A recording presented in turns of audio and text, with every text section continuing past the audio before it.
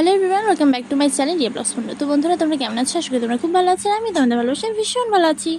আজকে দুপুরে লাঞ্চটা আমরা সেরে নিয়েছিলাম হোটেলে, সাথে মাও ছিল, আমিও ছিল, দুজনেই। কারণ আমরা একটু দোকানে বেরিয়েছিলাম, সেই জন্য আর ঘরে রান্না করা হয়নি, তাই জন্য আমরা হোটেলেই আজকে খেয়ে নিয়েছিলাম। আর এই হোটেলের খাবার দাবার খুব পরিষ্কার পরিচ্ছন্ন আর পরিবেশনও খুব সুন্দর করে। আমরা তেমন কিছু নিয়েছিলাম দুটো নিরামিষ ভাত, আর নিরামিষের সাথে এত সুন্দর সুন্দর তরকারি আর নানা রকম পদ ছিল। আর লাস্টে এই দই মিষ্টি চাটনি দিয়ে শেষ করেছিল, যেটা আমার সব থেকে ফেভারিট। আর আমার মিষ্টি খাওয়ার ধরন দেখলে যেন তোমরাও পাগল হয়ে যাবে। এই দেখো গাইস, পুরো মিষ্টিটা যেন আমি একবারই ঢুকে ফেলতে পারতাম, কিন্তু যেহেতু পাবলিক প্লেস, সো একবারে ঢোকানো যাবে না, তাই না? ভদ্রভাবে খাওয়া দাওয়া করতে হবে।